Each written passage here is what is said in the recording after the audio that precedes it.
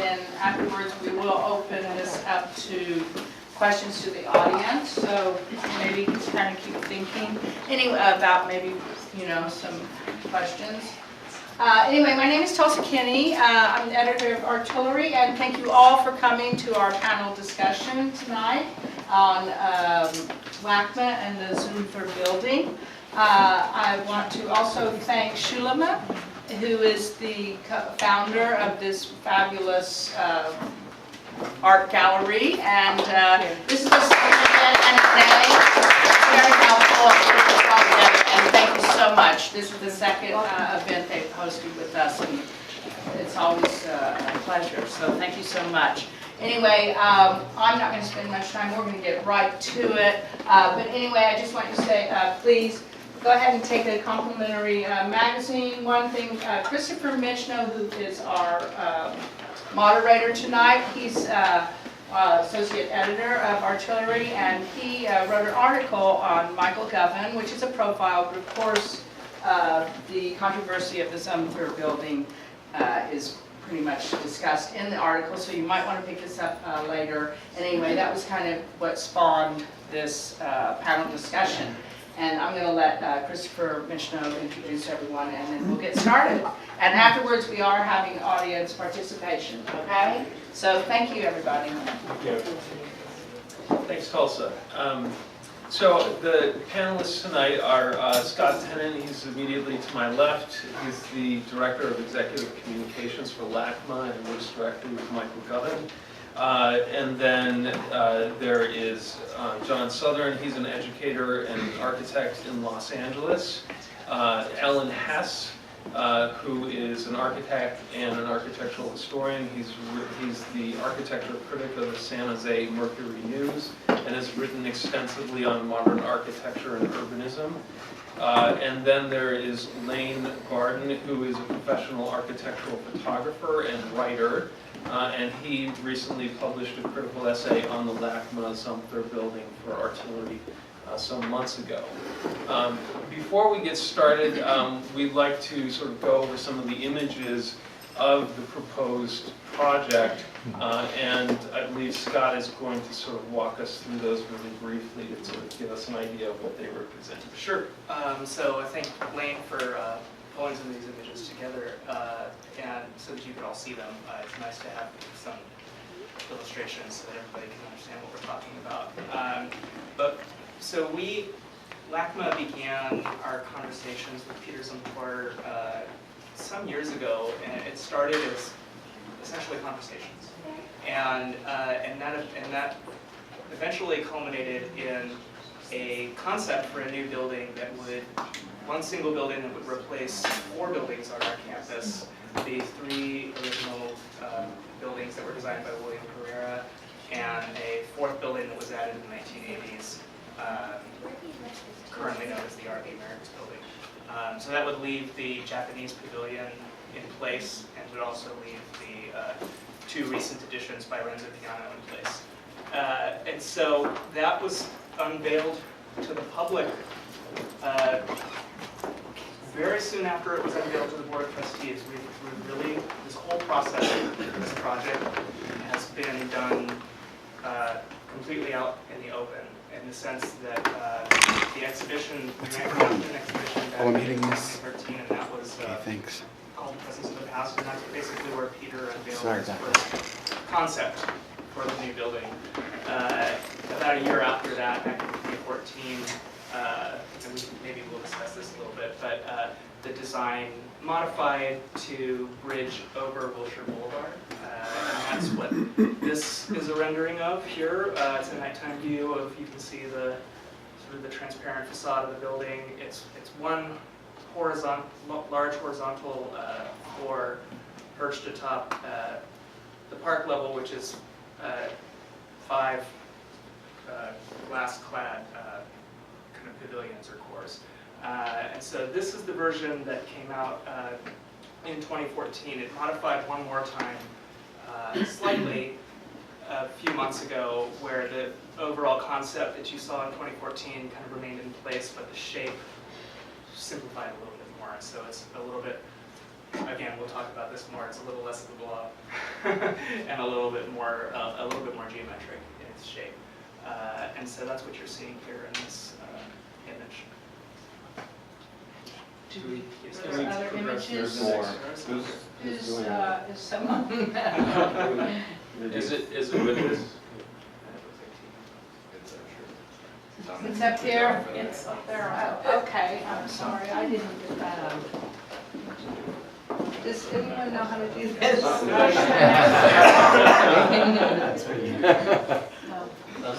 Okay, so this is an aerial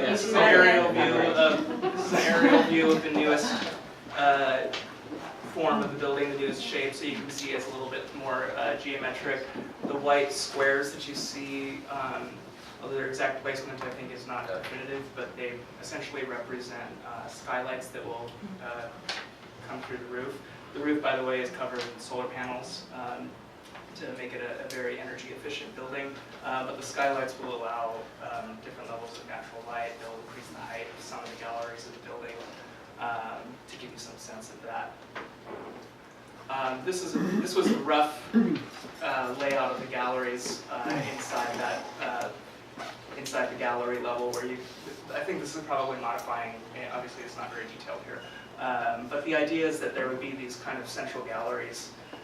You can walk around them through this kind of veranda, or you can walk through, and so it's different levels of accessibility, different levels of light coming through. This is from the original exhibition. This is you can see what the original shape was. This is when it was all contained on Hancock Park, and the gallery layout here is very out of date, and actually it was totally conceptual at the time and was never really proposed that the galleries would shape that way. But the idea was, you know, it's a curved building, and so how are your galleries going to lay out? And essentially, Peter was trying to demonstrate the rectilinear galleries fitting inside the curved building.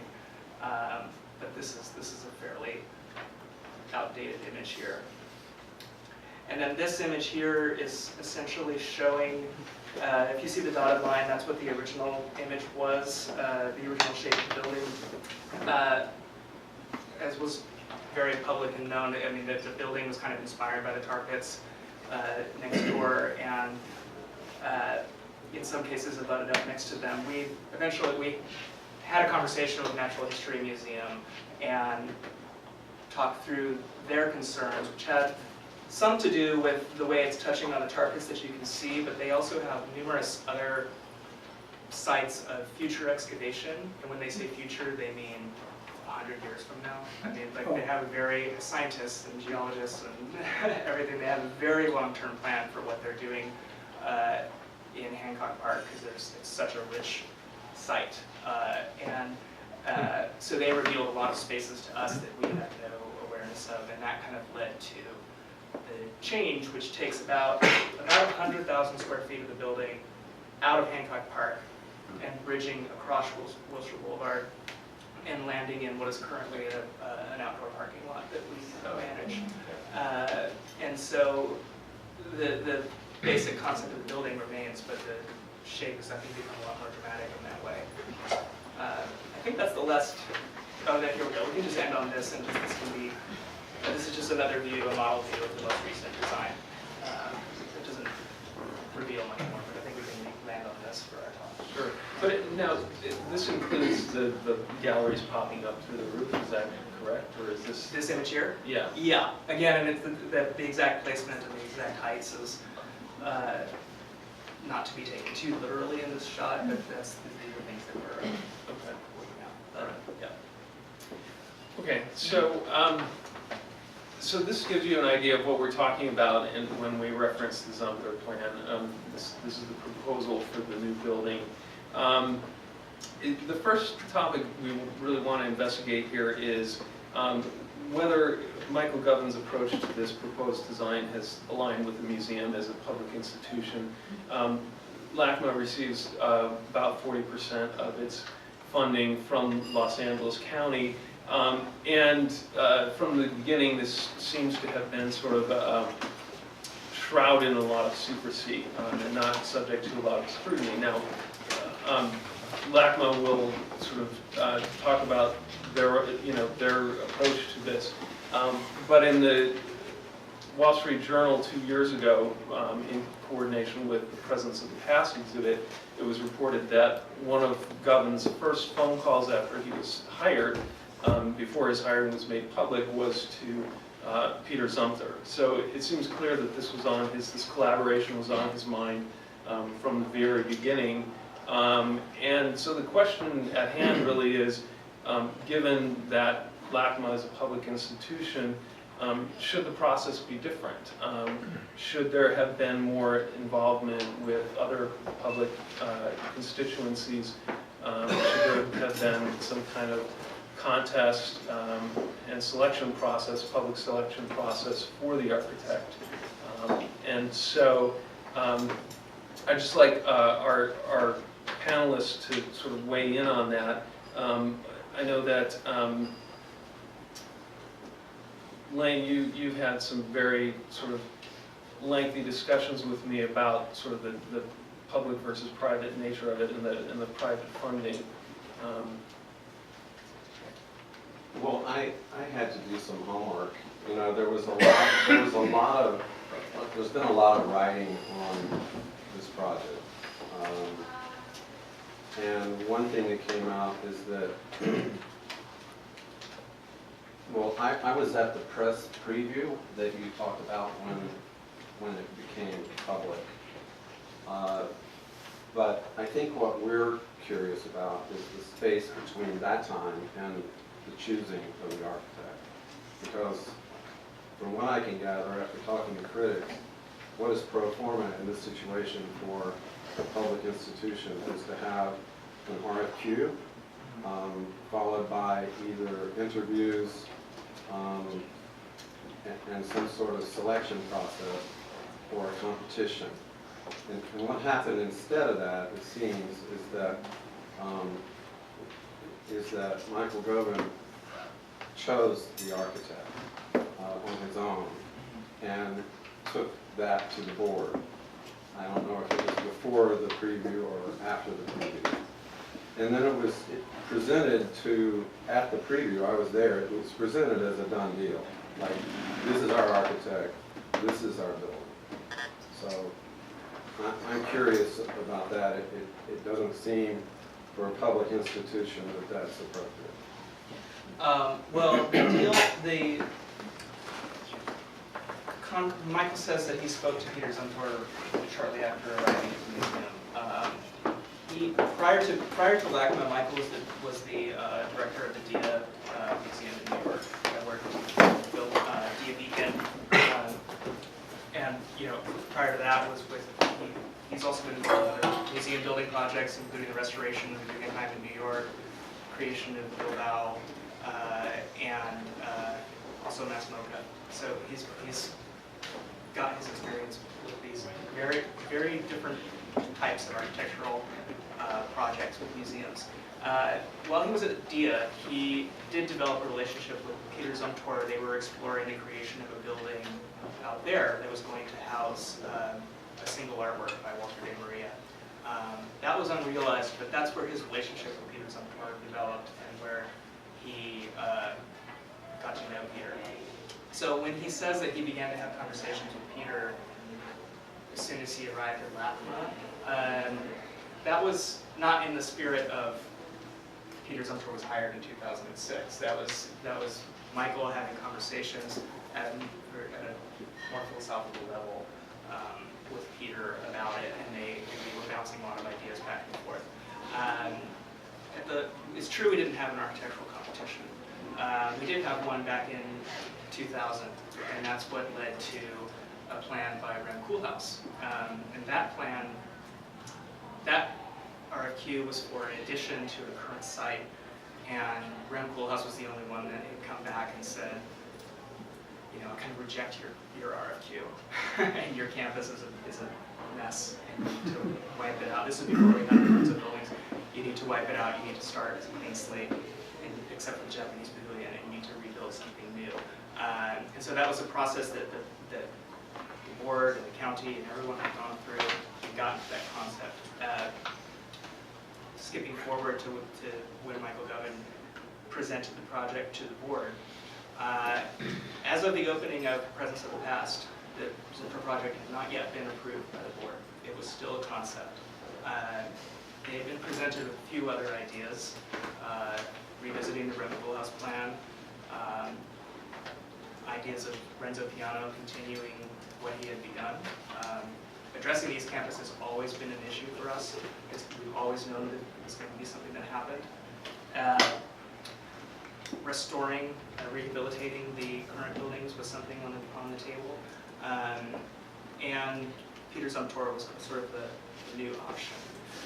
The board pretty enthusiastically opted for the Zumthor project, pending feasibility and all of that. And so that's the direction that we went in. But again, like when the press preview started, when the exhibition opened, it was not a done deal by any means. And actually, questions of rehabilitation or restoring the buildings were still, that There was still on the table. a super expensive model that was being exhibited. But you're saying in the spirit of, Well, the exhibition was funded by the Getty. It had a sponsor, so it wasn't money being pulled out of out of LACMA's operating budget or something like that, just to make the exhibition model. It was a funded exhibition. they didn't say anything about that during, that this was just one of many possibilities. They didn't say that at the preview, as far as I know. I was there, I didn't hear anything. I think by that point, the two main issues at hand were, do we build new or do we restore? And those were the last two things. And I think, and we did studies, we looked into restoring, and it just wasn't feasibility. It wasn't feasible. It had no traction. I'm sure we'll get into that topic as Sure. well. Yeah, well, this might be a great time to dive into that. I mean, it seems like those are two different issues. One is feasibility and the other is traction, right? Feasibility is based on cost and ultimate payoff, right? And I've seen a number of figures sort of out there about the cost of retrofitting for energy efficiency and for earthquake, seismic activity, as high as $300 million, which is half of what Govan says is projected for the cost of building the Zumthor building. I mean, it says it's about $650 million. But I mean, I guess the question here is, and maybe Alan, you can help us with this, whether those seismic retrofittings would really require that kind of expense. I mean, I think you're an expert in this kind of sort of restoration of older buildings. We talked about sort of the most green building being the building that's already standing. There were apparently, Michael Govan told me there are two reports they did on studying the feasibility of retrofitting, restoring, rehabbing whatever the existing buildings. And he offered to let me see those. I haven't had a chance to yet, but I do want to. But I have, I want to allow that caveat. However, in my experience in historic preservation, it is often, unfortunately, the default position of leveling things, getting a blank slate and then building anew. When retrofitting is actually is feasible, again, the costs are more or less equivalent. So the question arises then, why wasn't that followed through with the really serious study of retrofitting, adding on to the existing buildings? I from what I have learned and just read, following this with great interest over the past couple of years, is that a lot of people don't like the Pereira buildings. There is a certain bias, there has been a bias against William Pereira and the LACMA buildings since 1965 when it opened. John Intenza, who was the editor of Arts and Architecture magazine at the time, and certainly a major voice, wrote an absolutely scathing review of the LACMA buildings, brand new LACMA buildings. And that opinion has been repeated over and over without any real examination since. The 2013 exhibit at LACMA, which presented the new Zumthor model, repeated the same things. There's no original research in that exhibit to really try to understand what Pereira was attempting. So, you know, I feel that there was, and perhaps still is, you know, an avenue for retrofitting, which I think is much more appropriate for the 21st century. The idea of tearing down a whole bunch of buildings and building a new cultural center, that's extremely 1950. That's what they did on Bunker Hill at the Music Center, for example. It's an old idea. The idea for the 21st century, though, I think, is really seriously trying to figure out ways to maintain buildings, restore them, add on to them, and continue. That, to me, would have been a really daring template for the whole world, really. Los Angeles, you know, a city that keeps reinventing itself, is now going seriously into retrofitting. I think that would be an incredibly exciting idea, but one which wasn't followed here. Well, if I can, Sure. I think there's a few different points to make about this. One is retrofitting and restoration are not the same thing. And so we're talking about restoration of the Pereira buildings. What does that mean? The original 1965 buildings included a plaza above these beautiful pools with fountains, and it was a gorgeous building at that time. The fountains were not functional, and they were paved over by the early 1970s, I think it was. And so Pereira's vision for what the building was compromised almost from the start. Add to that in the 1980s, the Hardy Holtzman Pfeiffer building went up. That was its own master plan for the campus that kind of stopped about halfway through, building that giant wall right on top of the plaza, further damaging what Pereira's vision for the campus, for the building was. It was a mistake. And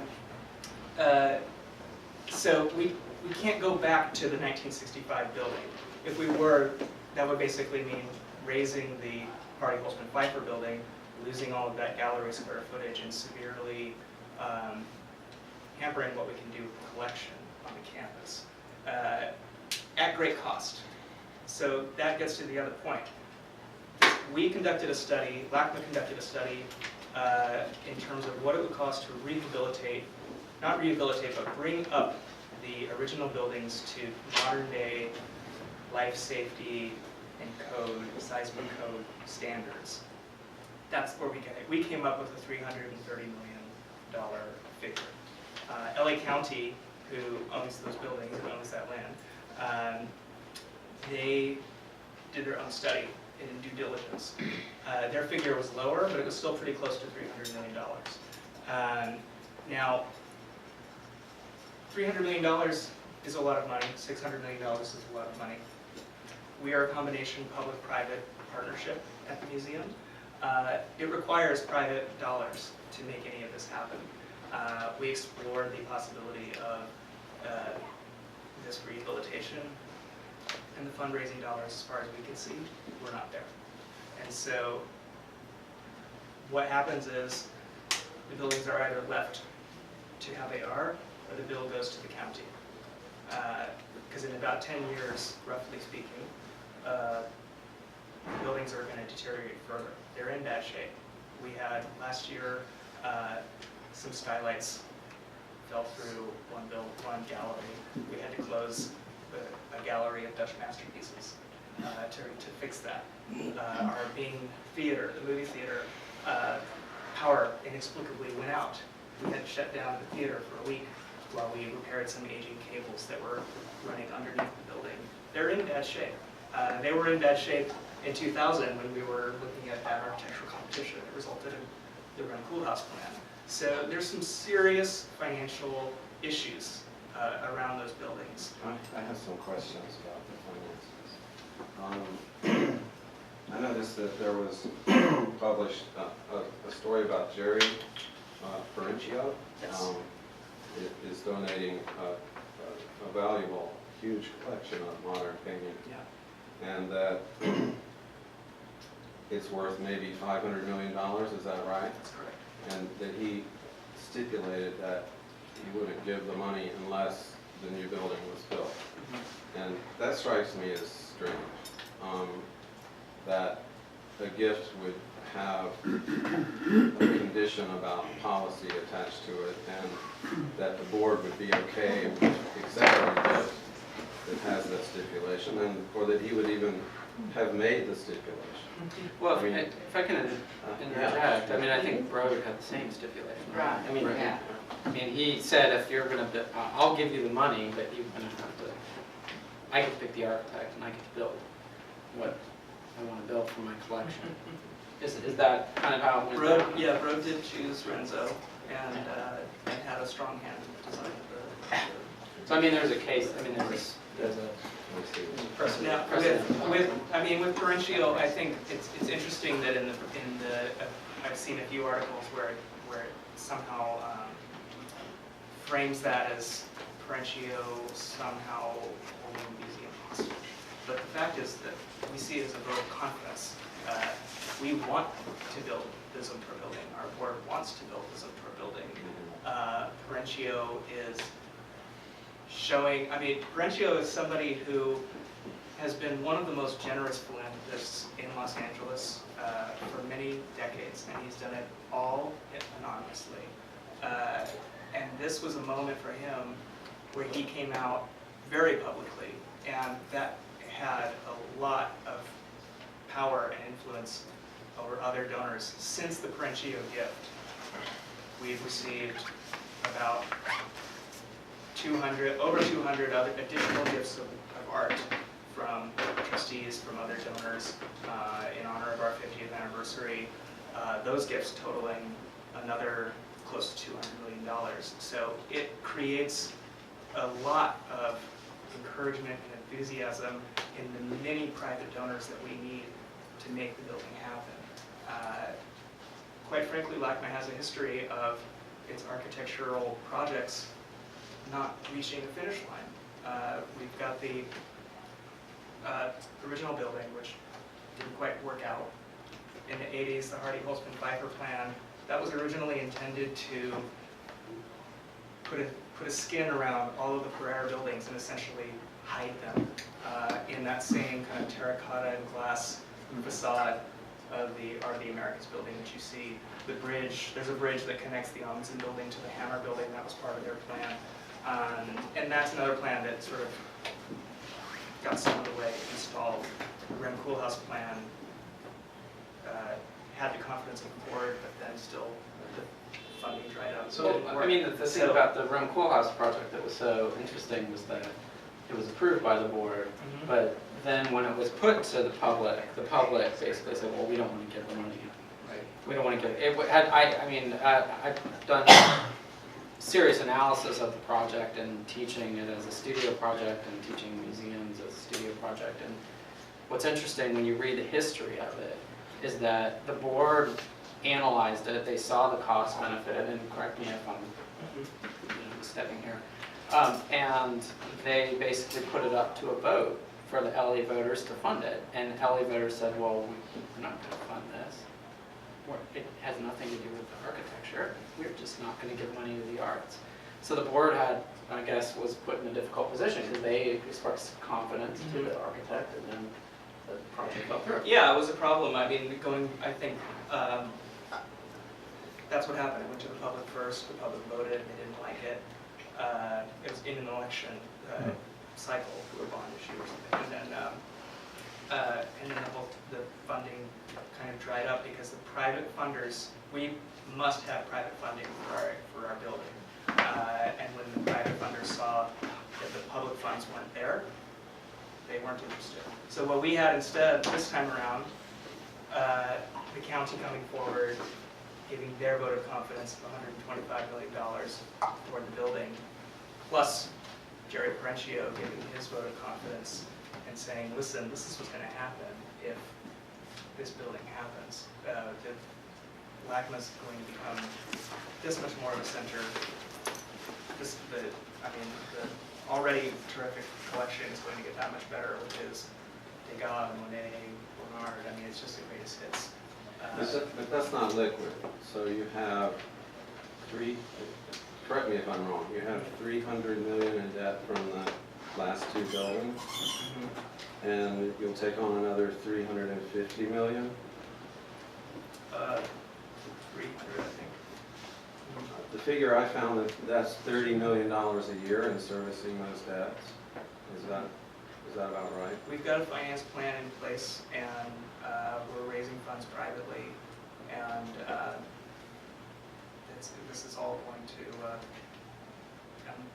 I'm not a great financer, so I can't get into too many of the details about it. But I'll be sure to misstate everything. But there is a very clear financing plan for this, and it will last over, I think, 30 years. So that $30 million a year will come from private sources. Correct.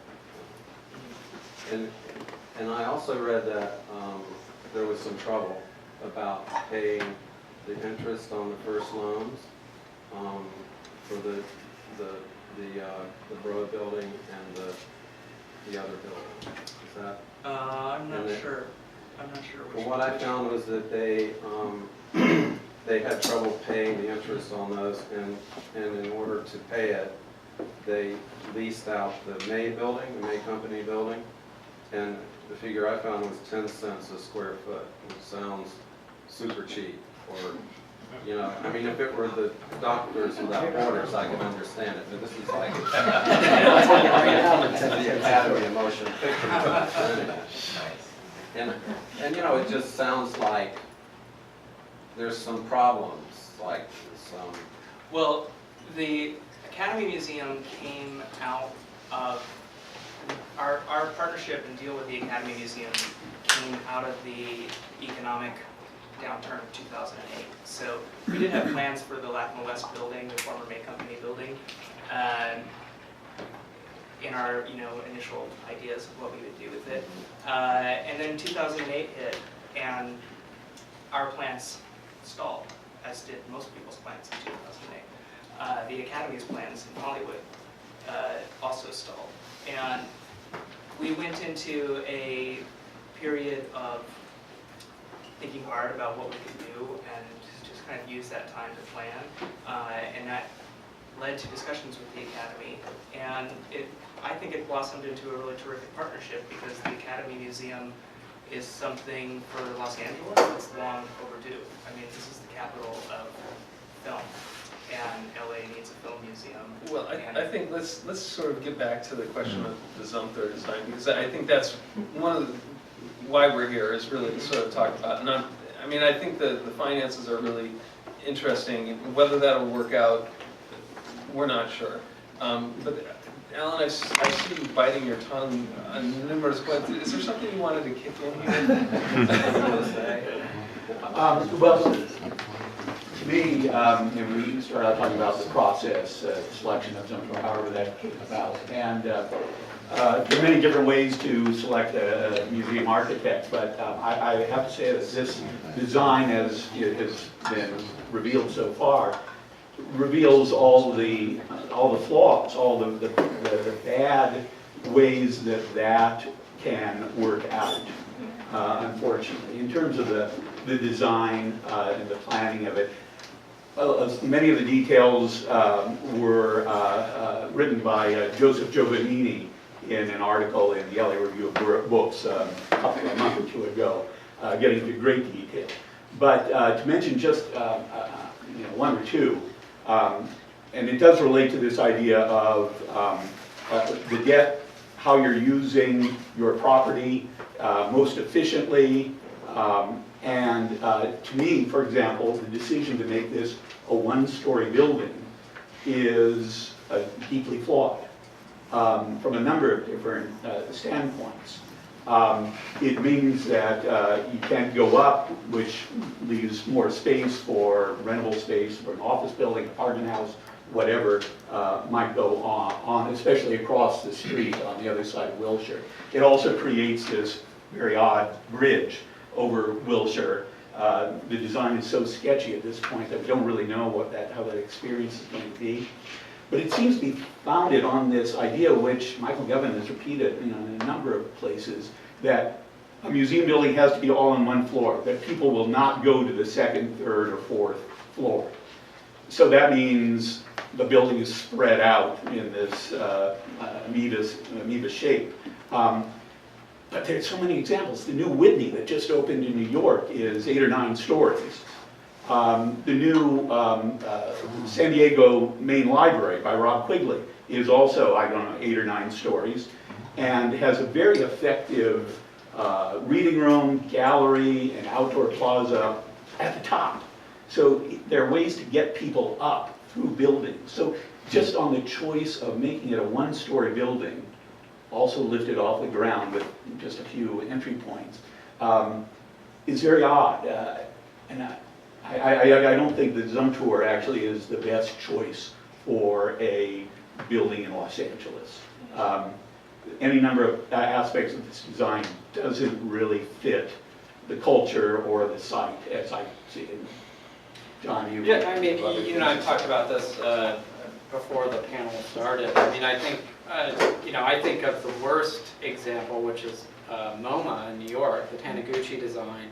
If you go to that museum, everyone wants to be at the top because that's where the new exhibitions are. And if it, as a sort of joking with you, if you want to see Melee, which is Black Square, it's like, you can go see it without anyone around you because that's on the second floor. It's on the lowest level. And I think that if you provide an escalator, people in Los Angeles, they will go. As long as they don't have to get there by their own locomotion, they'll go. And I think that the beauty of that site is it's so unencumbered by surrounding buildings that it has the potential, I think, to be a multi-story building, to actually take on certain aspects of the site that are maybe amenities that the horizontal scheme doesn't necessarily provide, because that amenity that LACMA has right now when you go there is the urban campus. It's like, it's porous. It's like you walk in, you can come in from Wilshire, you can come in from Sixth, you can come in from Fairfax, you can come in, you come in from all these different points, and it's something that I think makes it a really unique museum, because MoMA, when Taniguchi retired, they screwed up because they shut down the sculpture garden as an entry point. They did all these other things that made it a sort of funneled experience, and you go to that museum now and you truly feel like you're going to a ferry terminal or something. You're being herded through the member services or the ticket area. You're in a kind of mixing space, and then you're at a security checkpoint, like you're getting on an airplane, and then you go into the museum. But the beauty of LACMA now is you can be walking down Fairfax and you can just walk right in and flash your member card or pay the admission, and you're in the museum, and then you see the art, and you're tired of the art, and you go outside and you have a coffee, and then you go back in and see the art again. And it's the beauty, I think, of that current mishmash that's there. Whether it works from a curatorial standpoint is a completely different discussion, but I think from an urban standpoint, the porosity of it is what makes it so great. And what Zumthor has presented thus far, and it's incredibly schematic, doesn't imbue that porosity. No, I would disagree with that, because I actually feel like the porosity is one of the highlights of the plan. In that what we see a lot in the pictures is an aerial view of the roof, and we're not seeing a lot of the park level. And admittedly, those images just haven't made their way out yet. They exist, though? We've discussed that. They exist, and they're developing all the time. So this is not the ground floor, what you're seeing here. This is about 30 depending on where you are, 30 to 35 feet above ground. The park level, the ground level, are 5 transparent pavilions, columns, on which this level here sits. This is like the first slide or second slide at the This- top, right? Yes. So at the park level, at the human scale, if you're at the tar pits, you can see from the tar pits through this museum. You can walk through this museum without having to enter a single gallery, without having to pay admission. You can walk from the tar pits to Levitated Mass, to the Academy building. It's extremely porous in that way. There's still multiple ways to get into the park and to enter through this. There's that mixture. I think, one thing that Peter said early on, and I think still holds true, is he sees these kind of outdoor spaces, and a lot of the initial spaces that you encounter is the more social spaces of the museum, whether it's retail or restaurant or event spaces, box office, all that kind of thing. Are those at ground level It's all or ground level. It's all at ground level. in those one of those 5 columns? They're all, those columns are used, there will be, there's sort of a dense display of art in those lower levels. Here, there's theater in one, there's conservation studios, there's education studios, there's study centers for study collections like books on paper, things like that. And so as you pass through the museum, you will be seeing art through the glass. It'll be a combination of hardscape and landscape. It'll feel like the park. And actually, if you've seen the shape of the building change, it's gotten thinner and thinner. That first iteration was like a big handprint on top of the park, and we've taken 100,000 square feet of that building out of the park, stretching over Wilshire. So the space in which you're traveling under the building is much less than in that original iteration.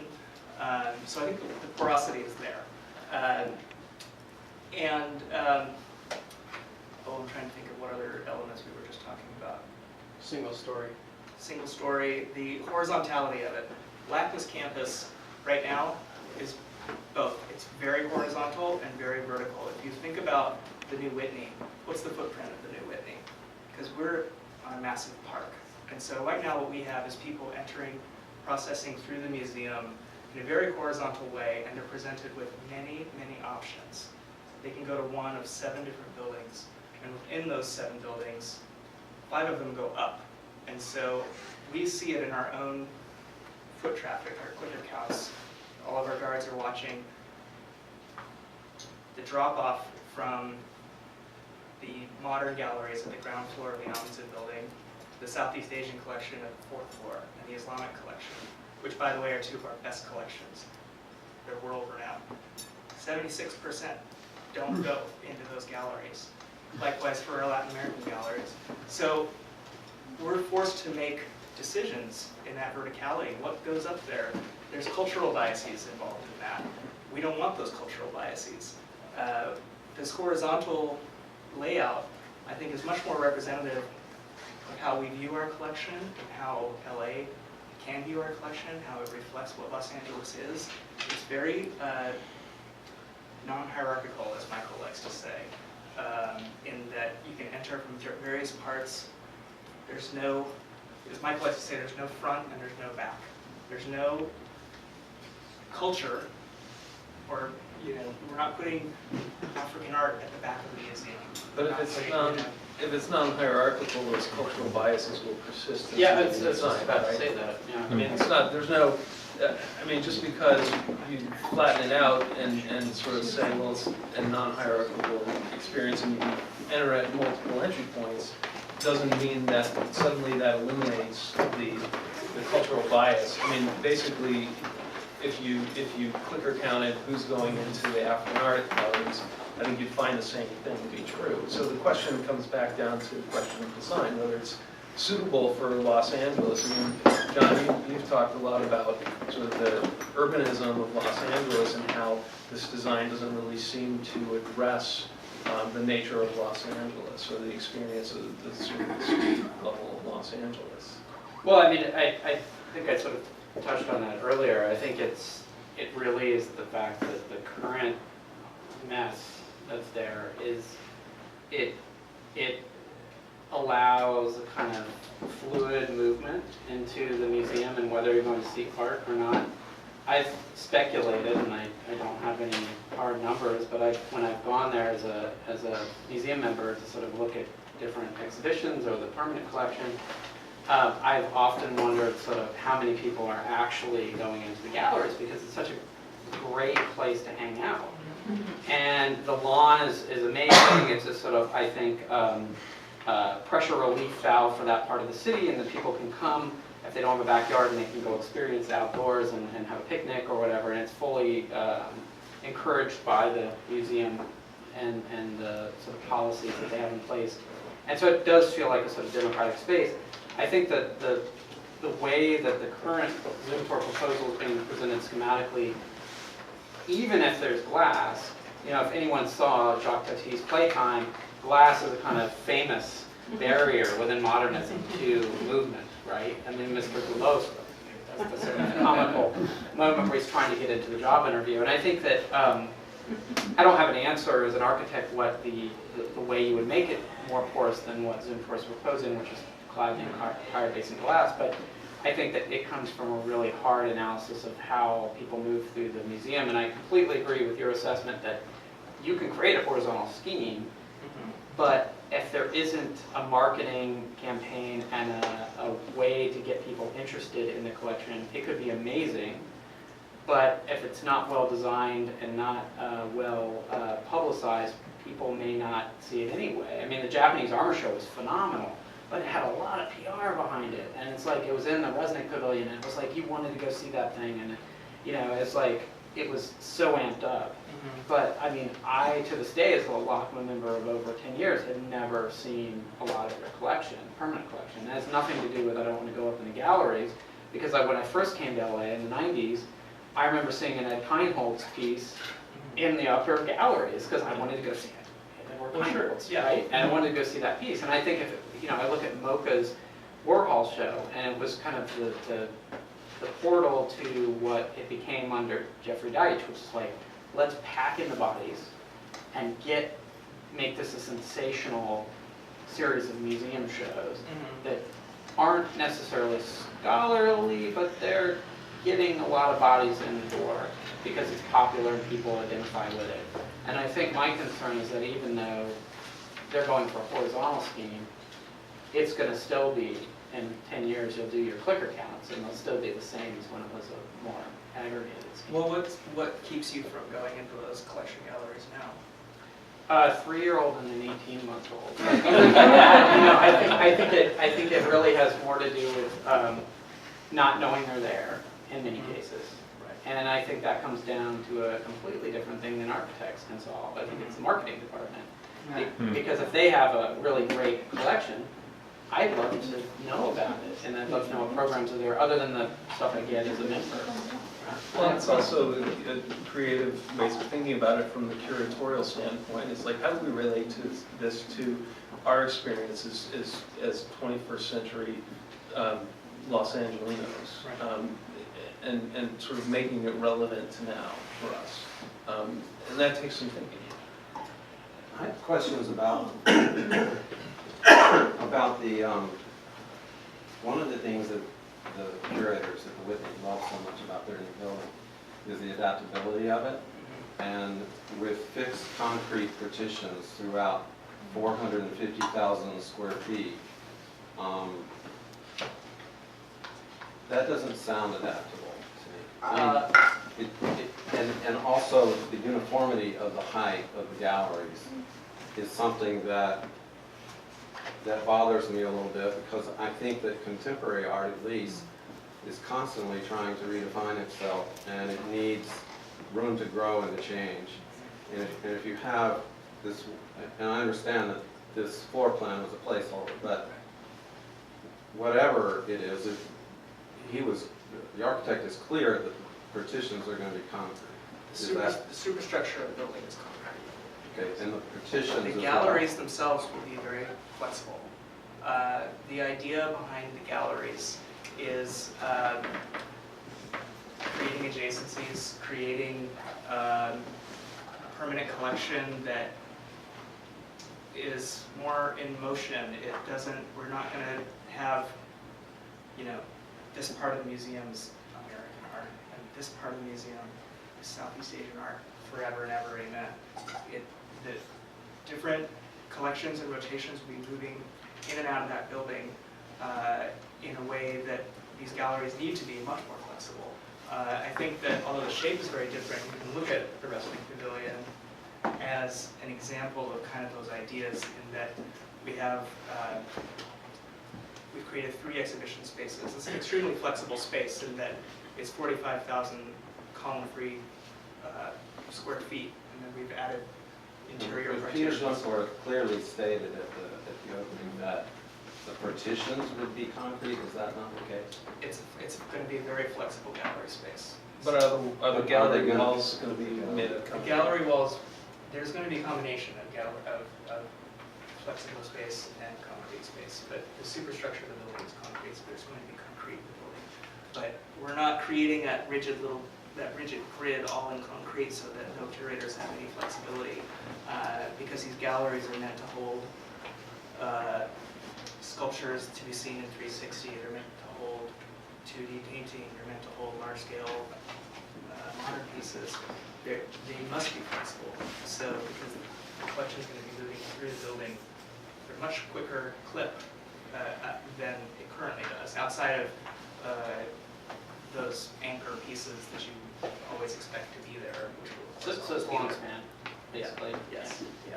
What do you mean by that? Meaning that there's a kind of column-free, that column-free space is there, like at the Resnick, it's basically you have the structure supported at the perimeter, and it's a truss or whatever. So this plan that we've shown up here that had these odd-shaped, 5 or 6 odd-shaped Yeah. galleries, those look very definite and concrete, but you're saying that those are not set In the new, that way? which image are you talking about? This image of the second floor.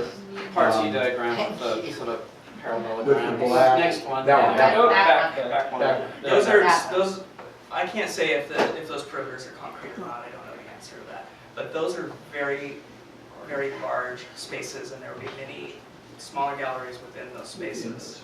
So that's not one. We don't have 6 galleries in a 300 or this floor is Right. yeah, it's like 165 square feet of gallery space. So we're not splitting that up into 6 galleries. There's going to be many walls and partitions in between, splitting that up and showing all various different parts. And by the way, the gallery space increase. We currently, in the 4 buildings that we're in, gallery space 120,000 square feet.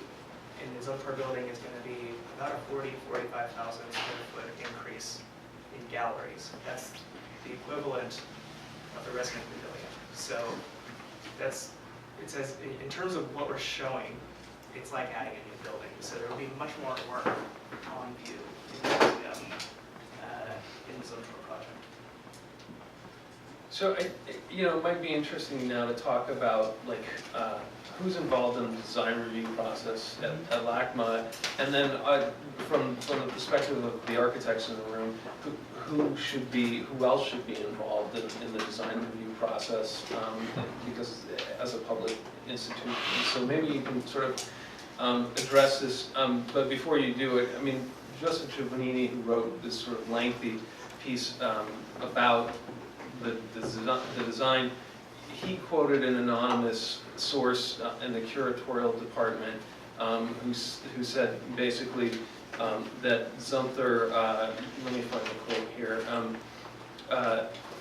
said he really didn't, he had one meeting with the curatorial staff and he said to the curators, I'm talking about the experience of art, I don't want art historians to tell me what's important.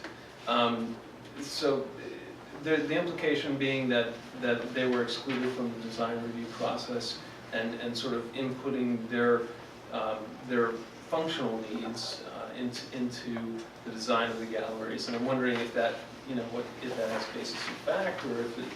Well, I can't say if Peter said that or not. I wasn't present for any meeting where that was uttered, so I can't say. But the design, I can say that the design process is in-house. We have a small team that is very focused on the Zumthor project. It's not just Michael. He's got way too many things on his plate to do that.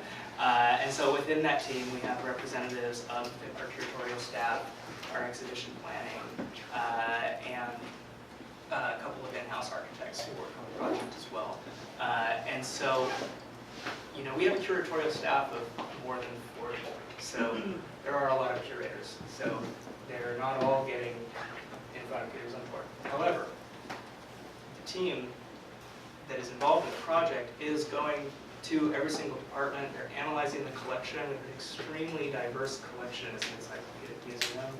They're analyzing display needs, study collections, storage issues, lighting issues, everything that is necessary to the proper display and care of the collection.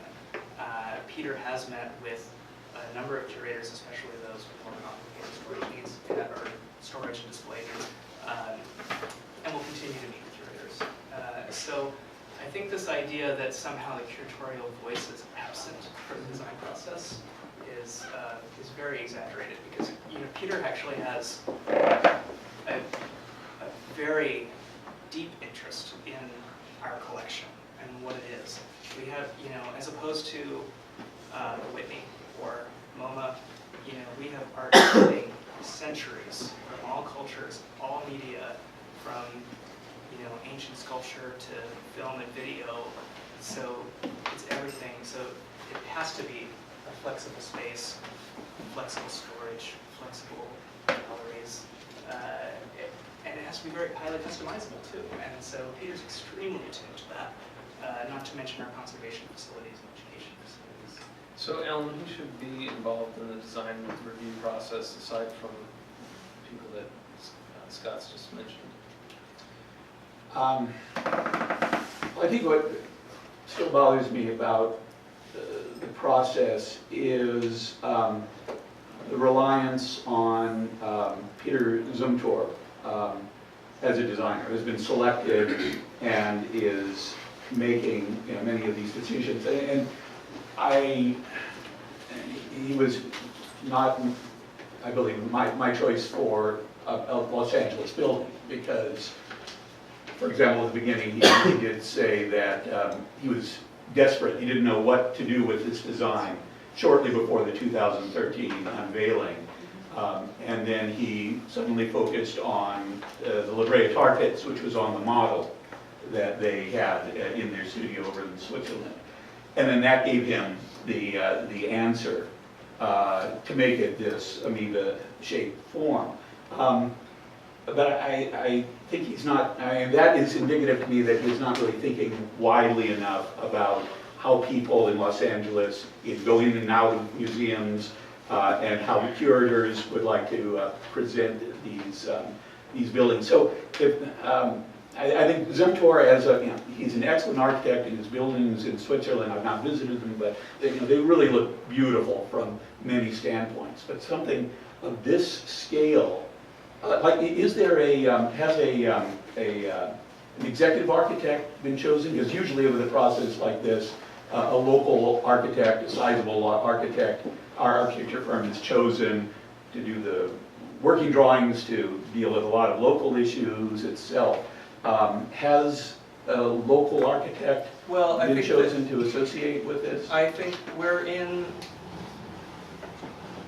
process of all of this. It's really important to understand the timeline that we're on. This is a building that won't break ground for at least 3 years. So we're in a very long process. We've set milestones with Peter, and that's the schedule that was on. He's meeting every milestone that we set for him. There are numerous consultants and architects involved.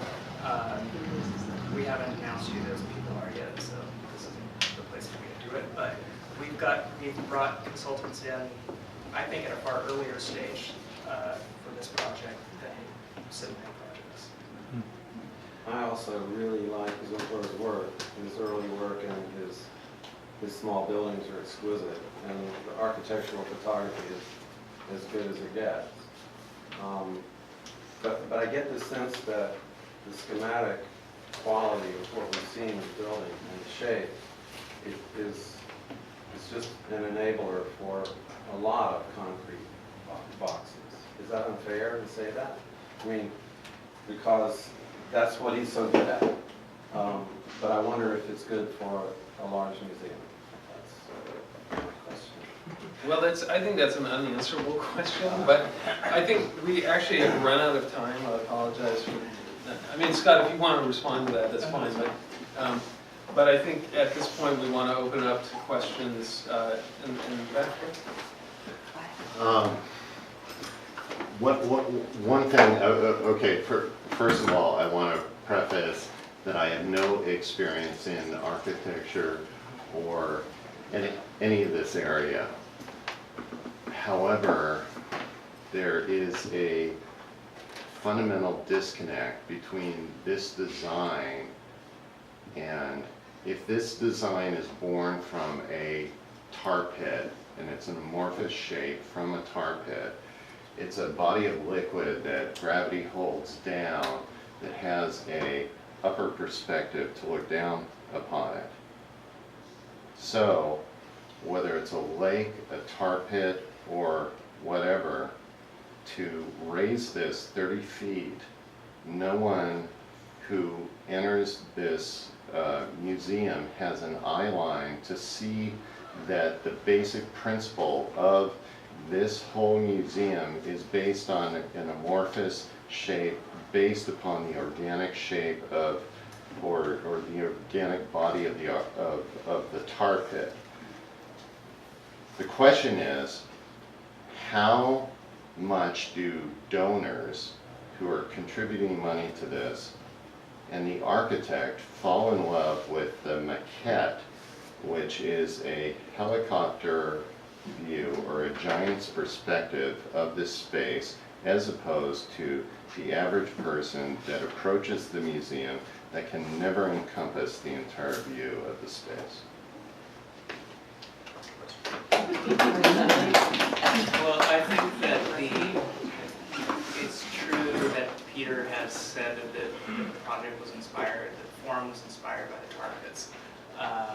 But it's also, I think especially as you watch the design evolve and you see what it is now, it doesn't look like a tar pit, you know? I mean, it's much more geometric than it was, and I think that the real issue was, I think what the tar pits inspired, my interpretation, is a sort of organic and flexible form that could navigate a very complicated site. I agree. I mean, I think that what's attractive to the donors, the staff, hopefully to all of you, is not that it's driven by the tar pits, but that it's driven by the collection, and it's driven by accessibility to the collection. And that view that the visitor will have is one of a very transparent building. When you walk to the museum, you see art before you enter. I think if you think of the Met, if you think of the current LACMA, if you think of a lot of other museums, it's a giant stone facade. And there's an expectation that the visitor must know what's on the other side of that wall before they enter. That giant concrete wall is very intimidating. I think that we're trying to bring something much more accessible in that way. I do have some problems with that approach, especially as seen from the car. Again, which is something which is part of the Los Angeles milieu. Los Angeles architects like John Lautner, Gary and others understand. And I do not see how you're looking at a Picasso, you know, up here and really get any good sense of it.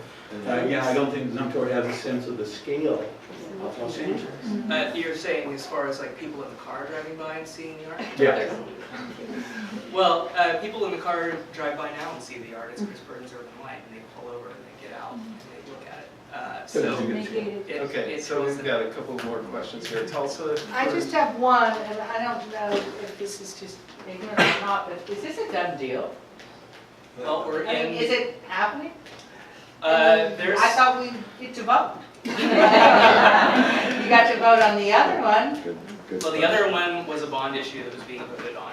And so this one is still, there's still a ways to go in the process. We've not yet entered the environmental impact phase, so that's a phase for buildings that encourages lots of public comment, meetings at City Hall and this, in that nature.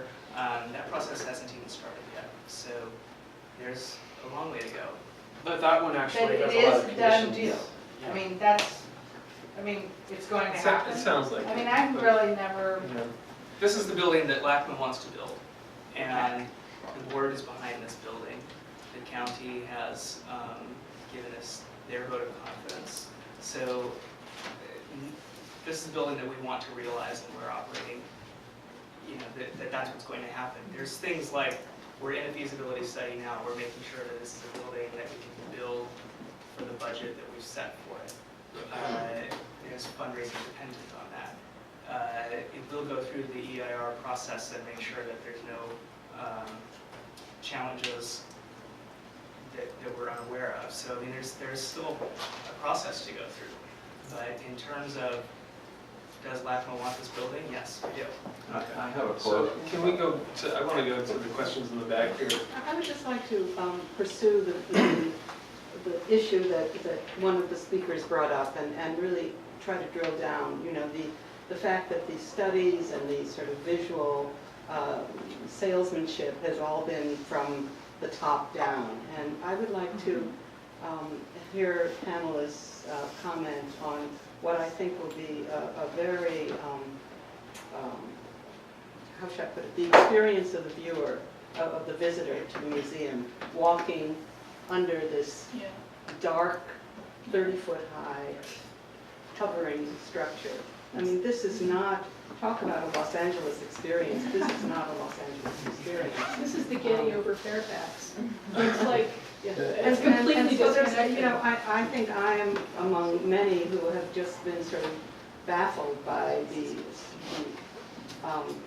progression of this plan without any real kind of dialogue and public discussion of what it is. I mean, I've been a LACMA member for probably more than most of you are old. So what I just think that there's been, the train left the station apparently many years ago before we were even aware of it.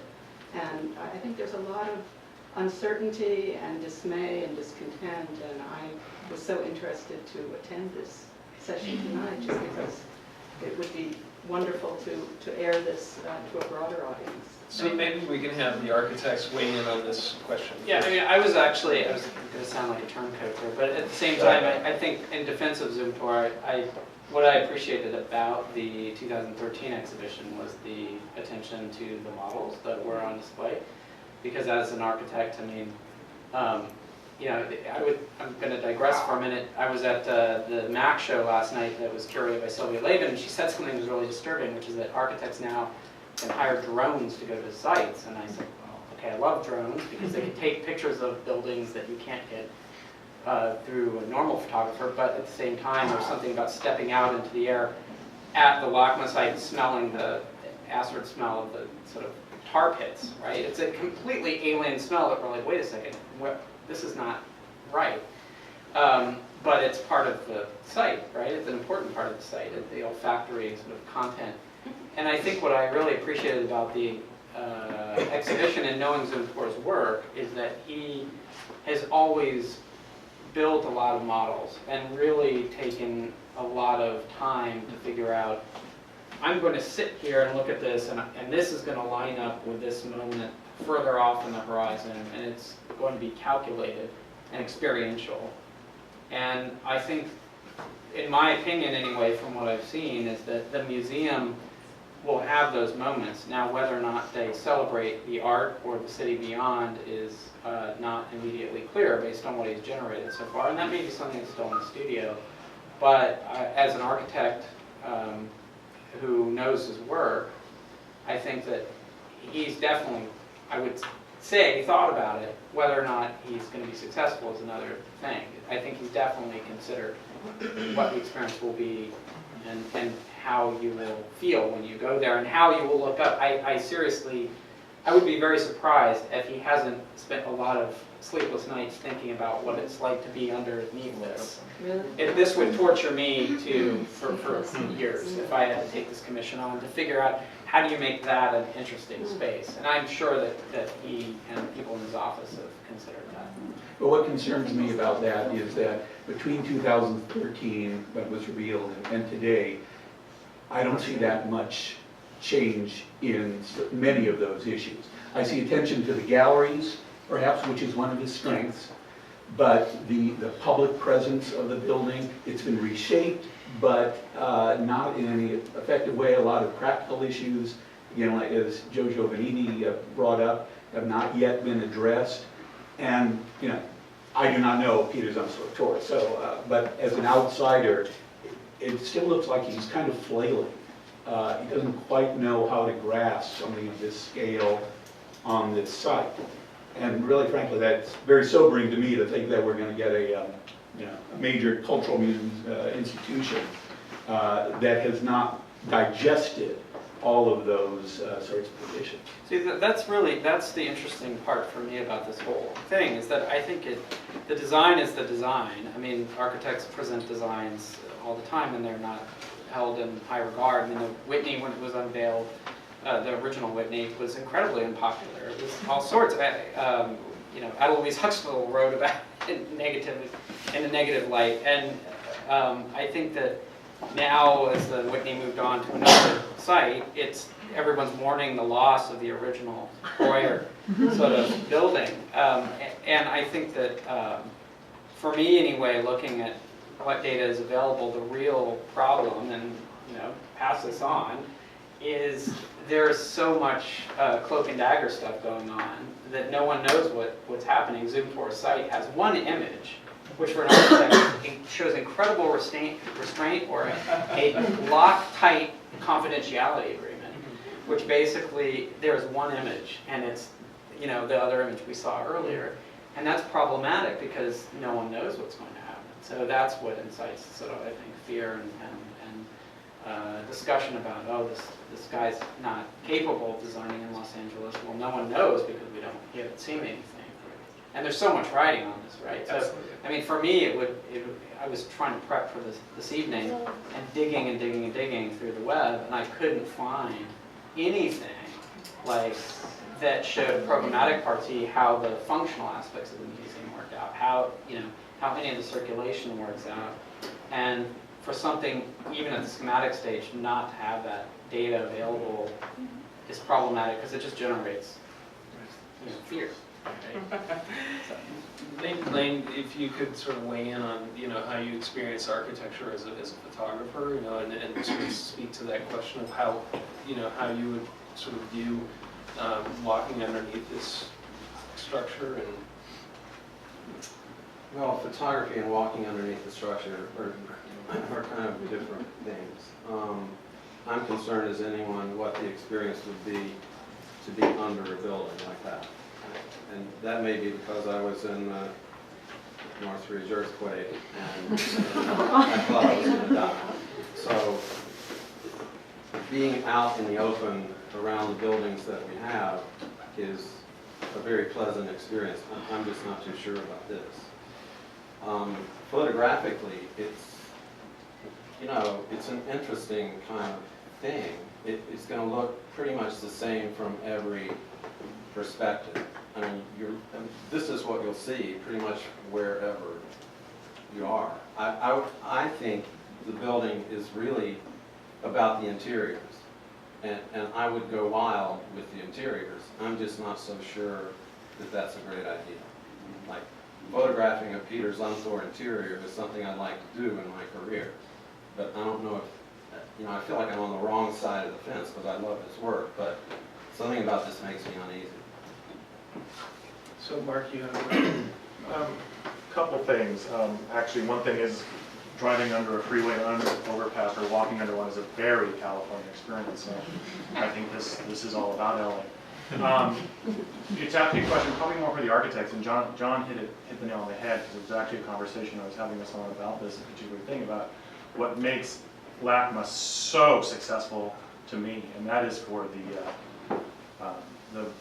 those of us with kids, I mean, or with families, or I've never experienced another museum in the world where I can step out of the gallery and back in, and out and in. And when you have kids and when you have old people or whether it's right or wrong, I don't know, but it's a specific experience that's grown over the years almost naturally on this campus that I would suggest is one of the reasons why it is successful as it is.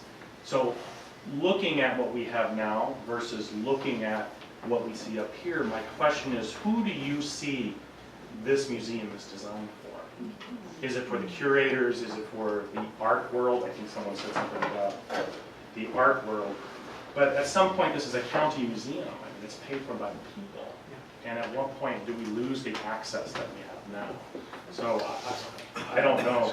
Your description of the ground plan, I'm all sold. But like someone else has said, I don't see it. And as an architect, I'd be hard pressed to make it happen the way it happens now. So I don't know if you can, either you can shed light on that, sir, or you guys see something that I don't in regards to that sense of a publicly owned space. I'd just like to put in a plug, if I can, for William Pereira. He did not design, of course, the Anderson Wing and all of that, but the idea of openness, walking between buildings, was part of his original concept. In 1965, he was a modern architect looking to the future from the standpoint of Los Angeles, which was the most modern city in the world at that time. And he'd done, LAX with Beckett and Paul Williams. He had done CBS Television City. He was in the process of doing the plan for Irvine, both UC Irvine and the city of Irvine, which were incredibly progressive plans. And this was his idea for a cultural building in this new city. And I think that vision, looking towards the future, is part of what gives it its current character that we really like. That's all I'll say about that. Sheila, you had a question? Yeah, I think it was answered. Okay. There's still going to be the whole grass area. There's still going to be the openness of the Renzo buildings and the kind of go between that's there. There's still going to be the causeway that connects to the urban lights that goes through and has that airiness. I mean, I don't know. I don't know if that kind of friendliness to children might be lost. It's more, I think everybody's concerns here, I don't want it to feel like it's all hitting on you, and you're like the spokesman for LACMA, but I do think that it was already touched upon that everybody's concerns here come from the same place, which is like, we don't know. And LACMA unearthed plans a long time ago, to the public that they didn't necessarily, need to do, and that has kind of erupted in a small, what's now this room, public outcry for you. But that is an interesting thing to consider. That it That's is something that I'm in communication, so I'm extremely attuned and sensitive to this kind of topic, and that is. We are admittedly walking a very fine line in the sense that we are a county museum. We see what we're doing as very public and very open in the sense that we had a concept that we believed in, we shared it in an exhibition and invited, 200,000 people to come through that show. And we've had, Michael Gavin in particular, hold many public forums, both at LACMA and in other locations, public lectures and things like that. Peter Zumthor has given a couple of lectures and talks, audience participation, Q&A.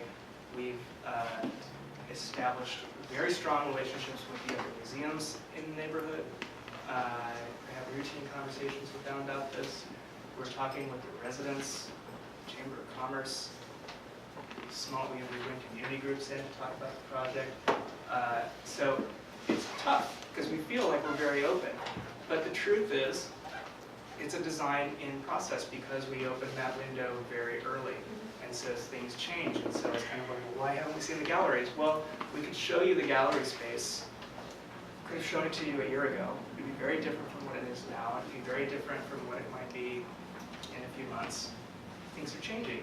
And as you've seen with the shape of the building, and so we kind of get from both sides, not to sound too defensive about it, but that it's very, all happening behind closed doors and we're screening it, but also, why can't Peter Zumthor make up his mind and decide what it is? So, you know, that's the line that we're walking, and there's truth to all of that, and I hear it and I listen to it, and that's the value of these kind of talks tonight and both other talks that we've given is we're very much listening to the community and to the members and to the people who come to LACMA, and you've seen changes to the museum design that have come in response to some of that feedback. So I remember. Let me get to these two questions back here before I get back to you. I was looking at this from a real estate development point of view, and we've not talked about how LACMA would impact the community. We just mentioned that just right now.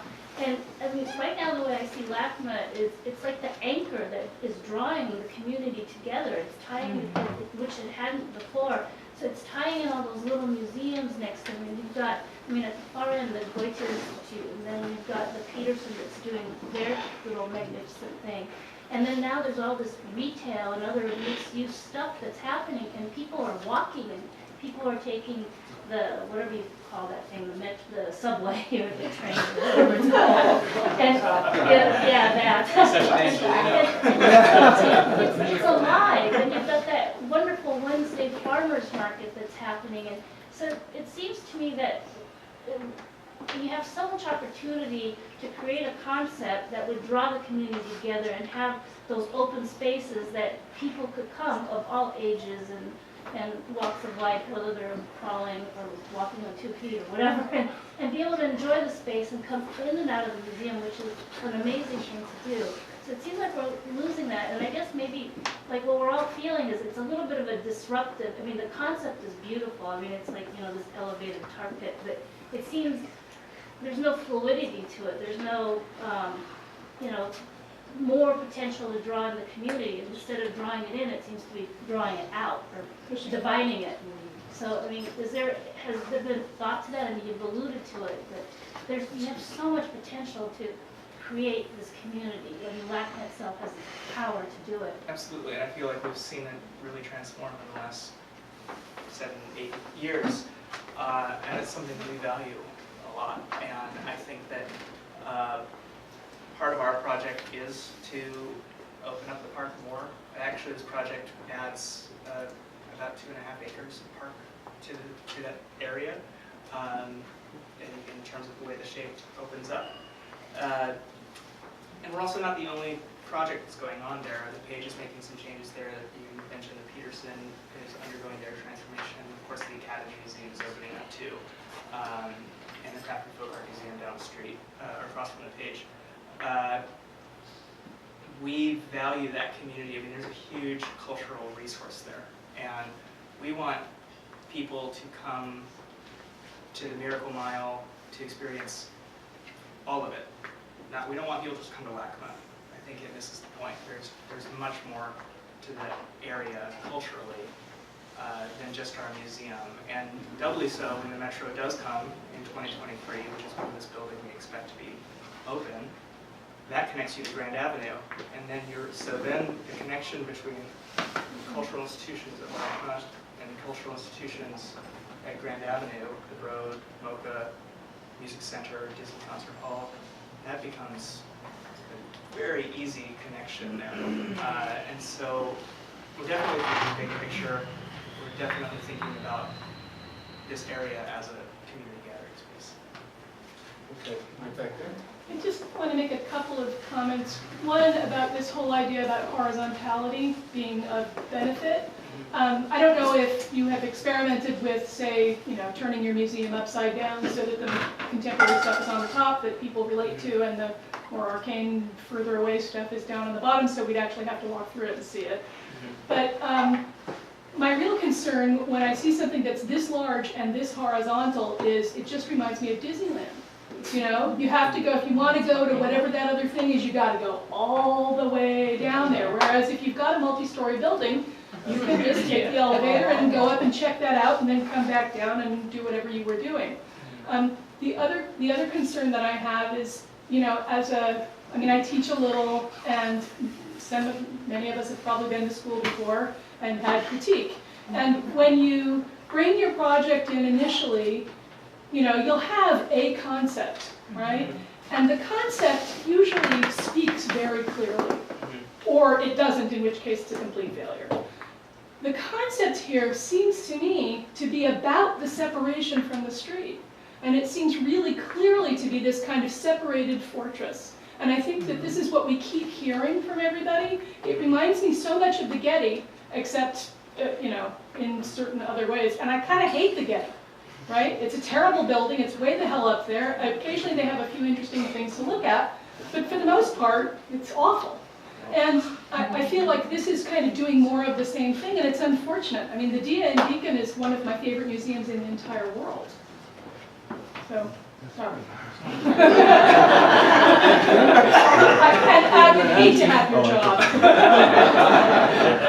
have actually a comment on the verticality. I mean, I think it has a lot of, you know, benefit, but at the same time, with regards to your comment about Disneyland, if you've been at the Museum of Modern Art when they have a real you know, like a blockbuster show at the top, it's like just trying to get on the escalator to get to the know, architecture and design wing is like, you know, you're cramming yourself in with, you know, 5 million tourists from somewhere who are trying to get to the top because they want to see the Monet or whatever that's on display there. And so I think from an architectural perspective, I could see the challenges, I guess, that would come with that. Now, granted, in theory, we're trained as architects to solve those problems through engineering, add more circulation points, do this, do that.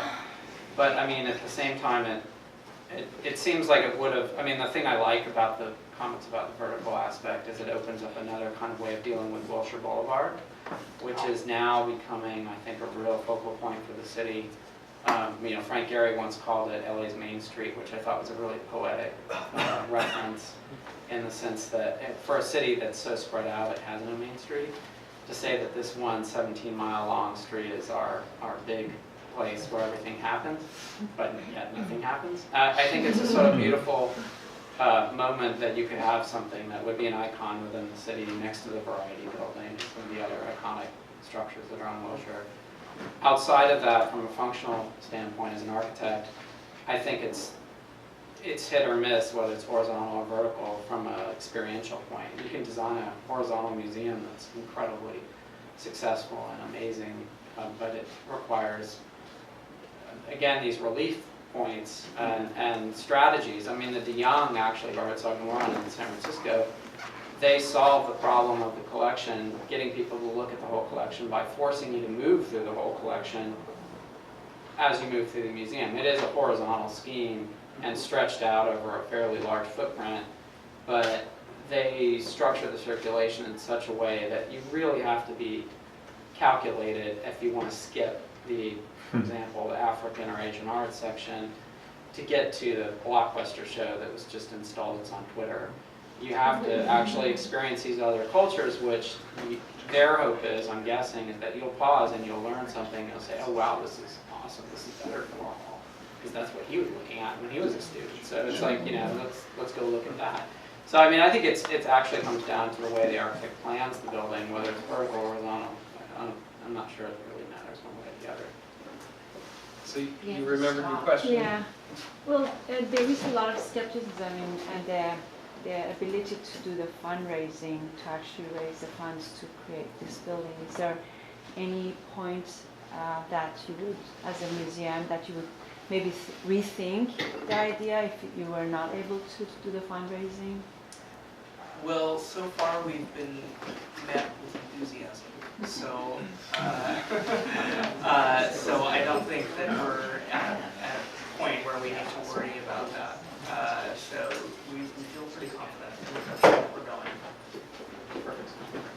There are two questions, one back here and then. Oh, it's me? Yes. You. I just have a couple of quick questions. Are the original buildings designated historic cultural monuments? No, They're not. Why is the Japanese pavilion of all the older buildings the one that's being preserved? And why in an institution that values the history of art are we not valuing the history of architecture, especially in a city where it has historically been the case where we just demolish everything and start new. And I do know and really appreciate Zumthor. I've been to the baths in Switzerland and Reagan's, Kunsthaus, and he is incredible. And I'm sure that the experience would be amazing.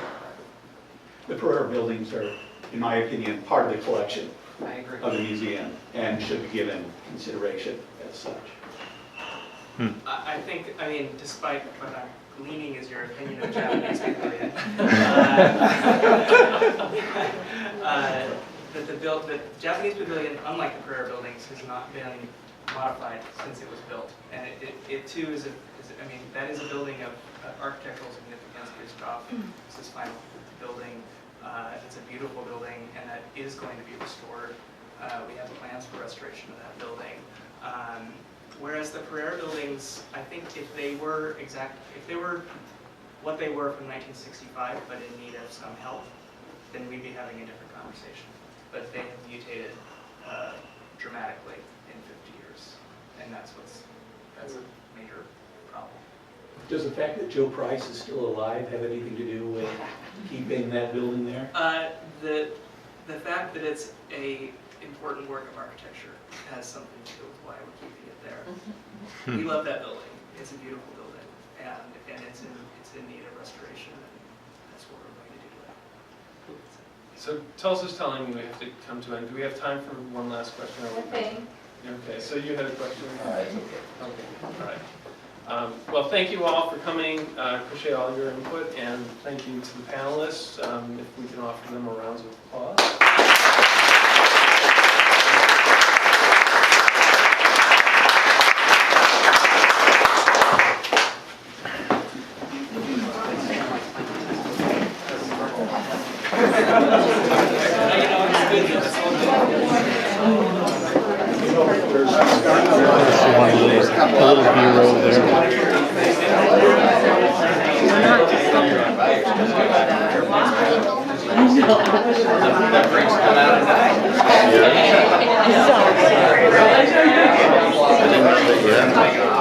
Yeah.